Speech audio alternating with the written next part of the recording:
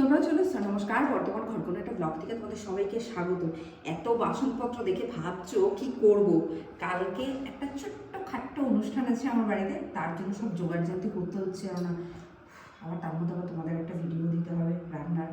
তো এগুলো তো গুছিয়ে রাখি, তারপর রান্নাঘরে কি দেখা করছি।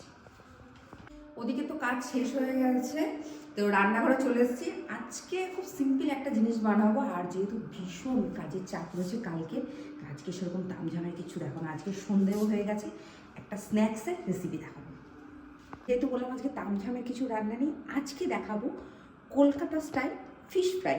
একদম ভেটকি মাছের, কিন্তু এটা কিন্তু তোমার বাসাও নয় বা আদার শঙ্কর মাছ বা হাবিজাবি এসব কিচ্ছু না, একদম পিওর ভেটকি মাছের ফিশ ফ্রাই দেখাবো। তো চলো উপকরণগুলোর সাথে পরিচয় করতে। আর খুব সিম্পল জিনিস লাগবে, এটা আমার পদ্ধতিতে করছি, তোমরা বাড়িতে ট্রাই করে ভীষণ ভালো লাগবে। চলে এসো।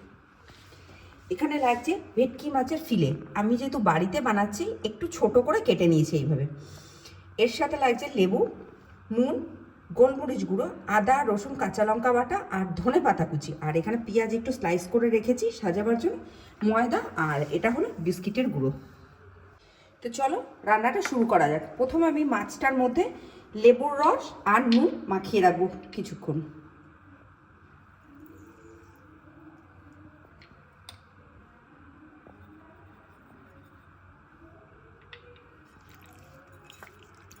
প্রথমে তো দেখলেই লেবুর রস আর নুন মাখিয়ে খানিকক্ষণ রেখে দিয়েছি। এবার এর মধ্যে আমি এখানে আদা রসুন কাঁচা লঙ্কা বাটাটা দিয়ে দেবো, ধনে পাতা কুচি দিয়ে দিচ্ছি। আচ্ছা, আরেকটা কথা আবার বলার আছে, এখানে অনেক সময় ধনে পাতা বাটা পুদিনা পাতা বাটা দেয়, কিন্তু আমি এখানে কুচিটা দিচ্ছি এখানে, কারণ আমি এক জায়গায় খেয়েছিলাম সেখানে কুচিটা দিয়েছিল, এটাতে আরও বেশি ভালো লাগছে দেখলাম। এটা মাখিয়ে আরও খানিকক্ষণ রেখে দিতে হবে। মাছটা তো মাখিয়ে রেখে দিয়েছি, এবার আমি বাকি রান্নাটায় যাব। দেখো কি করছি। এখানে ময়দা নিয়েছি, আন্দাজ মতো নুন, একটু গোলমরিচের গুঁড়ো।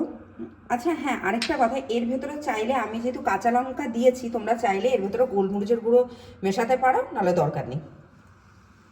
আচ্ছা, এবার আমি এটা জল দিয়ে পাতলা করে গুলিয়ে নেব। তেলটা গরম করতে বসিয়ে দিচ্ছি, সাদা তেল। সব কিছু রেডি রয়েছে, এবার ফিশ ফ্রাইগুলো তৈরি করে নেব।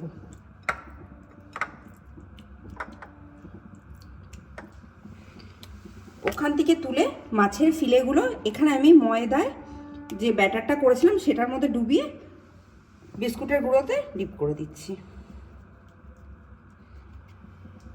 ফিশ ফ্রাইগুলো একদম রেডি হয়ে গেছে ভাজার জন্য, তো একটা একটা করে ভেজে নিই।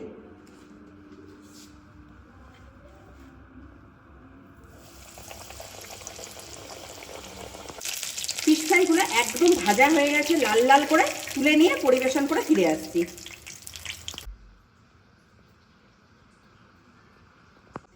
গরম গরম ফিশ ফ্রাই তৈরি হয়ে গেছে, তোমরাও বাড়িতে বানাও। আজকের রেসিপিটা, আজকের ভিডিওটা যদি ভালো লেগে থাকে, তোমরা অতি অবশ্যই চ্যানেলটা সাবস্ক্রাইব করো, শেয়ার করো, লাইক করো, প্রচুর প্রচুর কমেন্ট করো। আর কী ধরনের রেসিপি দেখতে চাও সেটাও জানাও, হয়তো ভুলভাল তো করি, তো নিজের ভেবে ক্ষমা করো। আজ তাহলে আসি, আজকে বেশি গল্প করতে পারবো না, কালকে অনুষ্ঠান রয়েছে, সব গোছাতে রাখা হবে। চলো।